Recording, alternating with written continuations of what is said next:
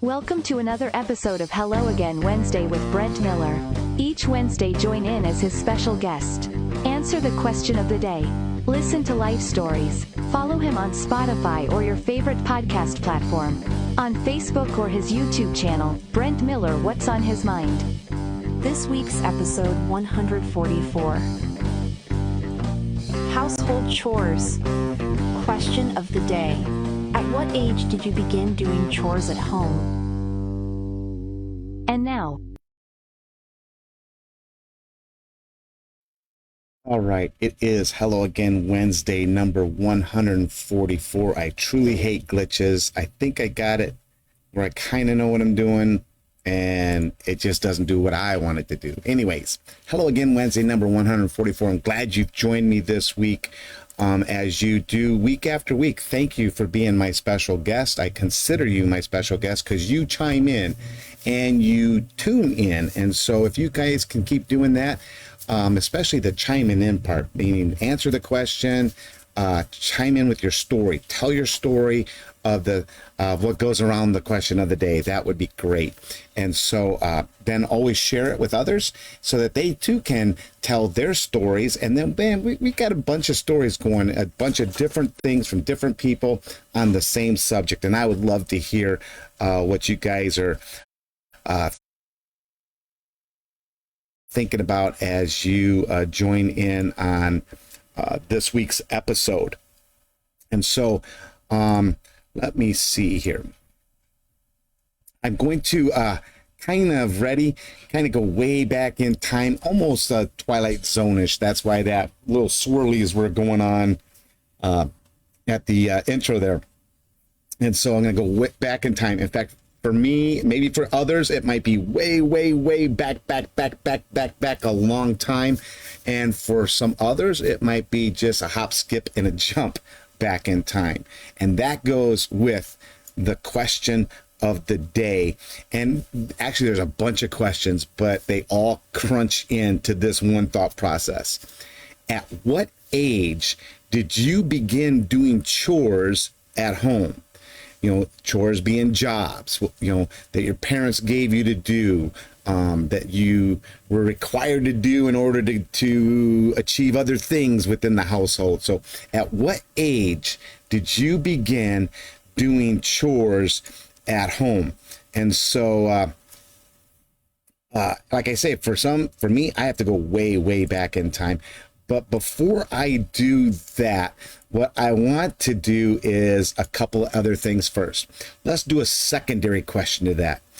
Did you get an allowance, and how much did you get, or did you work for free on those chores?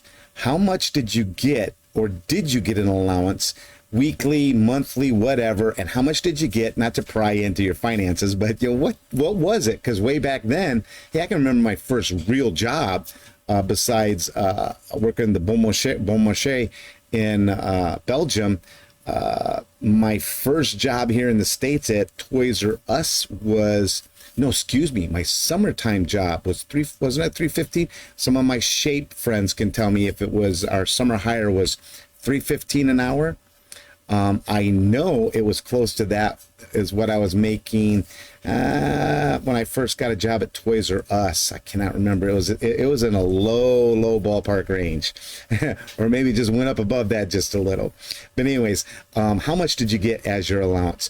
Or what chore or job? What chore did you hate the most while you were growing up? Or what chore did you consider the best? Like, whoa, I love this chore. I could do this chore. It makes good money or whatever. What chore did you consider the best and not a painful block of work on your precious day? Because a lot of times when you do chores, that's exactly what it is. It's taking up time within your day. And so what chore did you like the best? And it wasn't that block of taking up space. Okay, and what got me going on this, if I may, once again, in our household, we have begun or heard this around the dinner table conversation of doing chores. My kids are stating, hey, when we were such and such age, we began doing chores. In fact, some of them are like, you know what? We had to pull up a chair. This is how my kids are. We had to pull up a chair to the sink to do the dishes. We had to stand on the chair. We were that short and that young to do the dishes. And I believe almost all of my grandkids have either reached that age or have gone past that age when my kids were doing chores like that. And that was the dinner time conversation around the tables. Hey, who's going to do the dishes?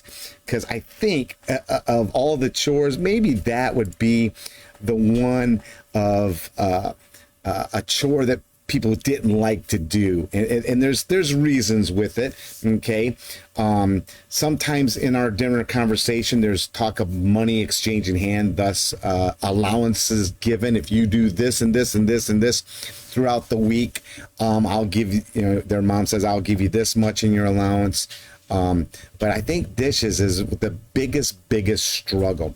And I'm going to take Boomer, for instance. Boomer hated, a specific dish. He hated spaghetti dishes. So whenever we had spaghetti night at the house, and I'm going to tell you what, being the baby of the family that he was, he would finagle his way around of not having to do the dishes, especially on spaghetti night.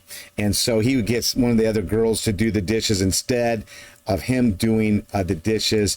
In fact, right after dinner, he would usually just get up from the dinner table and put his dish in the sink or whatever and walk away. That, especially as he got older, he was just bound and determined not to do spaghetti dishes. And I do believe one of the reasons, he would just start gagging. Two things would make Boomer sick as a kid, doing spaghetti dishes. And when we lived in Pekin, down across the river from Peoria, there was the soy factories and the ethanol factories and stuff. And when those things were going, that boy would just he would get sick. I mean, by sick, I mean, he would want to throw up, because the smell in the city, as it blew across the river, then it blew across the factories, which blew right to our house. We were like parallel with it. And it would just, we were just talking about this earlier this week. I would cover his mouth and nose really quick and run from the driveway. Okay. It's like driveway porch into the house. And it's just a few steps. And I would literally run him into the house so that he wouldn't get sick from the smell. Because a lot of times it would be summertime and stuff. And so the air conditioner was on or whatever. And so the windows would be shut. So it'd be okay inside versus outside. Or if the city was really stinking, we would definitely close the windows and turn on the air. That's Boomer and his expeditions of a chore of dishwashing. And so, you know what? Now, let me think this through really quick here. We do have another in the family that hates to do dishes too. Just for the mere, in fact, there's probably multiple of them using this excuse. The mere fact that, we're not using a dishwasher, we just, fill up a little water in the sink and do the dishes, and then you rinse, and then you just, dry and put them up, which they struggle on that whole process. But I think, like Boomer, what grosses them out is they don't want to stick their hands in the dishwater because it becomes, quote, gross. And you're cleaning your dishes, of course. I mean, that's just, hey, that's the way it was. Growing up, we did dishes, And if I didn't do dishes at home, I definitely did dishes in scouting. And that was just what you did. In fact, what was it? One of the things was cleanliness.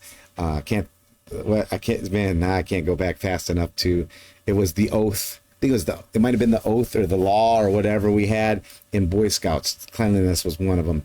Now, for me personally, going way, way, way, way back, okay, one of the chores that me and Trent shared every week was the night before trash day. And so living over on Royal Avenue, we would have to take the trash cans back from the back to the front curb. Okay, and bear with me just a sec here. Hopefully I can click this the way I would like it to go. I'm going to go right there, and then I'm going to go down to this image right here if I can. I see it. Hopefully you guys will see it too. There it is right there.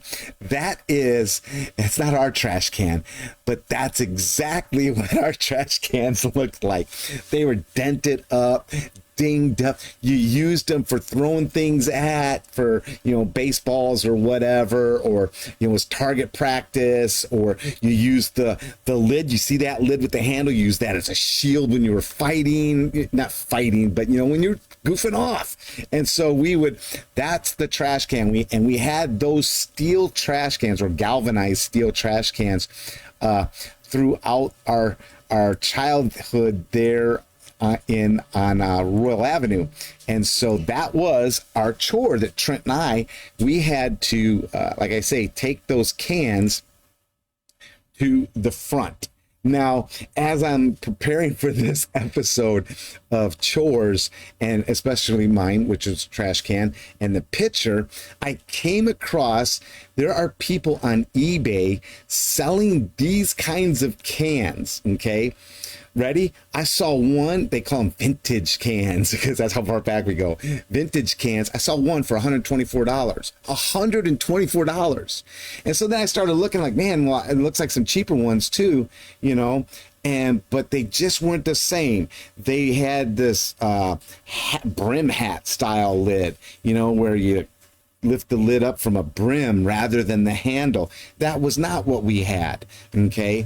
And so as I'm still looking, I saw another person trying to sell that kind of vintage can, ready, for $270. And I'm like, you gotta be kidding me.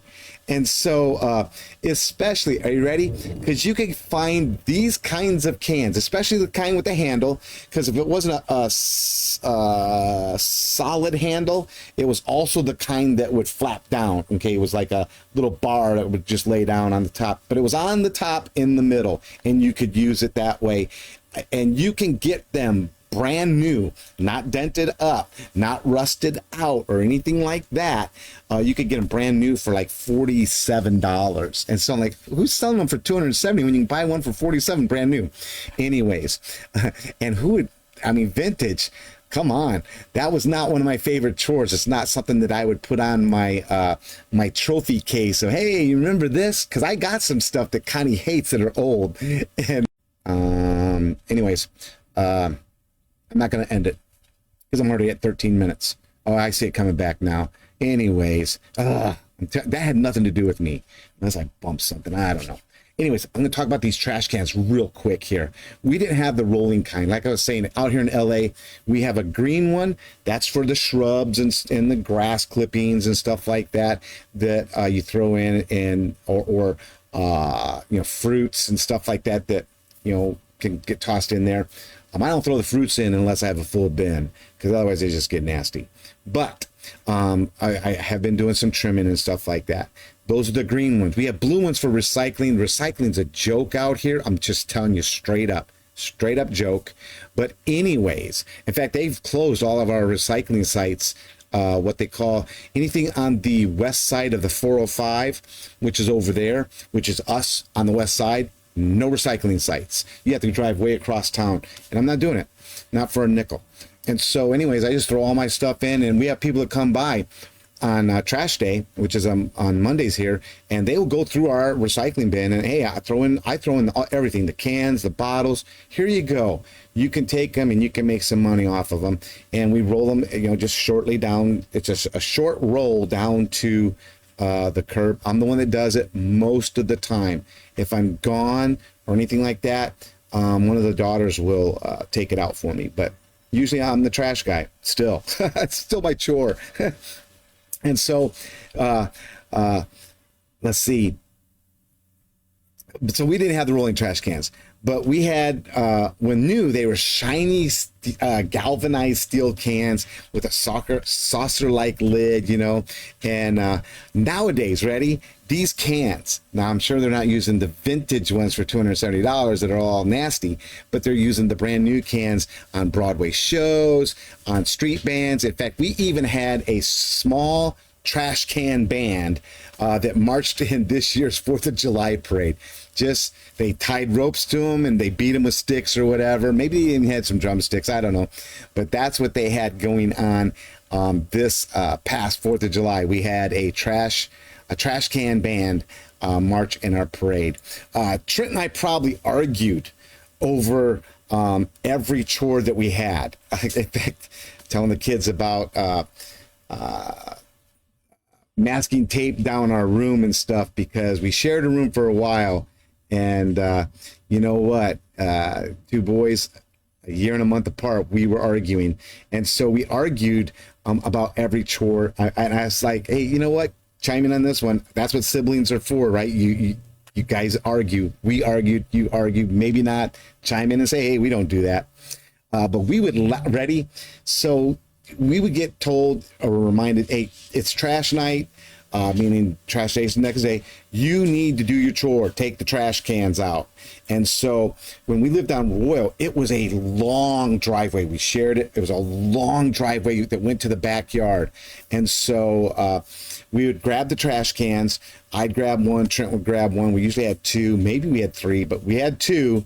And we would drag them down this long driveway, usually in the dark. It's like putting off the chore as late as what we could. And that's another question. Do you put your chores off?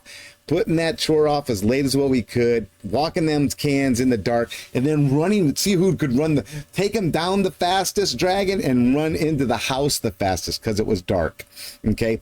Now, looking back, our cans would end up looking like that picture I showed you. Dented up, probably rubbed a hole in the bottom, which really, looking back, is okay, because when it rained, that was so nasty to dump the rainwater out of those steel cans, and so a hole could maybe make that nasty water leak out faster. Hey, if any of this is reminiscent to you, let me know. Yep, I remember doing that. I remember those cans and the nasty water that would build up in it. Okay. So back to that question of the day and all those other questions. Question of the day. At what age did you begin doing chores at home? Chime in. Give me your opinions. And actually, these are stories. Tell me your stories or your opinion on arguing. And I guess with siblings, you could do that. But chime in with it. Tell me your story. I would love to hear it. And as you keep watching, share the stories, share the video, share this video so that they can actually watch me mess up or whatever, and see the pictures, and they can too chime in with their stories. Bible study starts today at 5:30 at Culver City Church. Up that way, and you could join us via Zoom. We have about, last week we had like 17 people, I think it was. But it averages around 12 people a Wednesday with some of us live in person downstairs. We meet downstairs in the church in the education area and fellowship area, and we also share with those online at the same time. So we're joining in on this Zoom Bible study and in-person Bible study together, and it's a lot of fun. Come out and check us out. 5:30 out here on the West Coast, Pacific time. Well, before I close out, you know what? Praying for those down in Florida. We had. I kind of made fun of the storm that went through us. That was a hurricane at one time, because it was like today. It was just, Kids were off of school. They're not off school today, but they were off school, and so we swam. But I know it's pretty bad down in Florida. They are getting up in that Gulf Coast that I think they said it moved up to stage 4, and so praying for those down in the Florida area.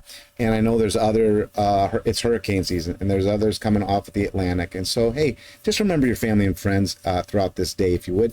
But hey, if you can't check out our Bible study, hey, check out our Sunday services at 10:45 on Facebook and on our website, culvercitychurchofgod.org, or you can check out a church near you. Check out their Bible studies, check out their service times and stuff like that, and be a part of it. Be with some friends, laugh together, eat together, meet some new friends maybe, and guess what? It's not a chore when it's your talent or your gift. And we talk about that in church a lot. So, hey, make sure you click and share this video with your family and friends. I would love for you to do that. And I hope to see you next Wednesday. Hey, thanks for being my special guest this week. Hope to see you next Wednesday on Hello Again Wednesday. And I hope that you remember to give somebody a hello again hug, or a hello again handshake, or a hello again whatever. And I will see you next Wednesday on Hello Again Wednesday. Bye, everybody.